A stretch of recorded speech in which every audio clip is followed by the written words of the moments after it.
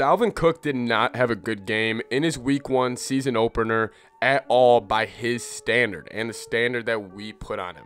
But for the Minnesota Vikings to have a chance to go on the road and beat Kyler Murray and his Arizona Cardinals, Dalvin Cook's going to have to be huge. He is going to need to be the reason why the Minnesota Vikings go on the road and get a win. Looking at about how the Vikings offense can attack the Arizona Cardinals defense, this can't be a we are dropping back and passing the ball type of game. That is, sometimes when we're playing the Bears, I think we have to do that. But I think the Vikings need to say, this is our strength and we are going to do it and you can't stop it. And mainly because I don't want the Vikings dropping back and passing the ball 49 times like they did against Cincinnati Bengals. Because Cousins will get sacked around 7 to 8 times if that happens. If they allow Chandler Jones, J.J. Watt, pin their ears back and just say, we are getting after you, Rashad Hill and Garrett Bradbury will get embarrassed all Sunday long. And then if you are going to have to, if you can't run the ball against the Cardinals and you actually allow them to pin their ears back and get in 3rd and longs and get in these tough down situations, you are going to need the chip. You are going to need to make it so much harder for there to be check downs available. It's just the whole thing. The whole process of this offense is going to be challenging because they can't block them one-on-one at all. How do you combat a Chandler Jones and a J.J. Watt? In my opinion, you run at them. You run at them over and over and over again, and you kind of set the tone that, yeah, you are phenomenal in the pass rush. But there are two sides to that defensive football. There are two different types of plays. It's not just only pass rushing downs. You got to be a run stopper too. And I think that's where the Vikings can have success, because the Cardinals were able to take away Tennessee Titans' Derrick Henry. So they probably have very similar game plans going into this week when it comes to stop the run, get in 3rd and long, let's pin our ears back, and let's get after Ryan Tannehill and Kirk Cousins. And it's pretty easy, I'm guessing, for the defensive coordinator for the Cardinals. I'm sure he has to switch certain formations. He's got to line guys up differently for the Vikings in comparison to the Tennessee Titans. But, it's a great running back and 2 great receivers. The teams are very similar in the way they're constructed, in the way their coaches think, and they're just 2 very similar teams. I mean, obviously the Vikings have a better defense than the Titans, but if we're just talking about how the Vikings are going to attack the Cardinals offensively, it's got to be through Dalvin Cook. It's got to be early and often. I think if you're going on the road, and this is something the Vikings weren't able to do in Cincinnati, take the crowd out of the stadium. That place, Arizona, this is their home opener. That place is going to be buzzing, especially with the performance Kyler put on last week. They're excited. They have playoff and Super Bowl ambitions. So that place is going to be loud. That place knows they want Kyler on the field at all times. They're going to be howling on defense. J.J. Watt, Chandler Jones.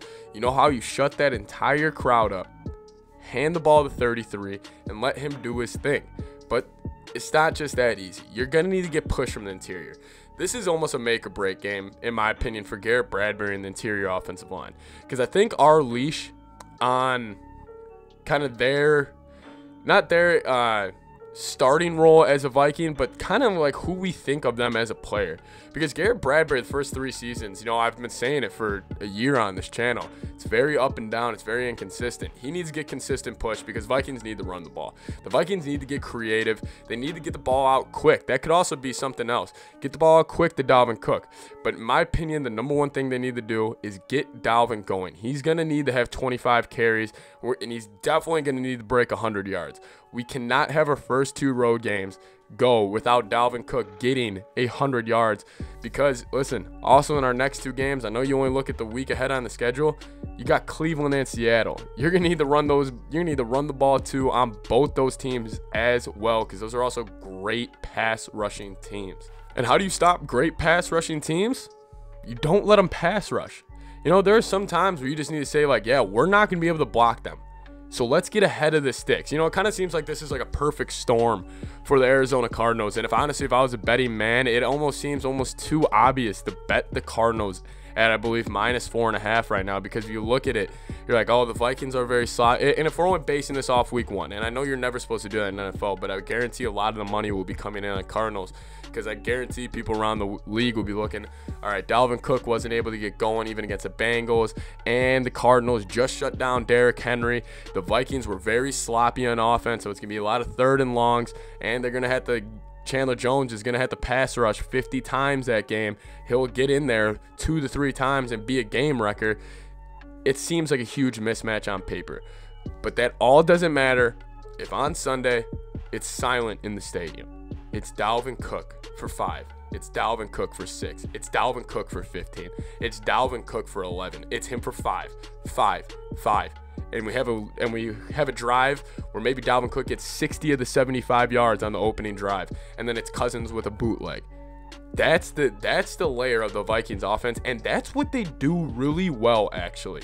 The Vikings, surprisingly, and I was shocked with how bad they were able to run the ball, and I get they're in long distance downs, and if they clean up the penalties, I really want to see how the Vikings offense really looks without being in 3rd and long, because we didn't really get to see their offense, which could be an advantage for them. The film room on the Vikings is slim right now, because yeah, all their 3rd and 13 plays got released, but how many times were the Vikings in 3rd and 5 and able to take a chance, or 2nd and 2? I mean, it was incredible. They were never there.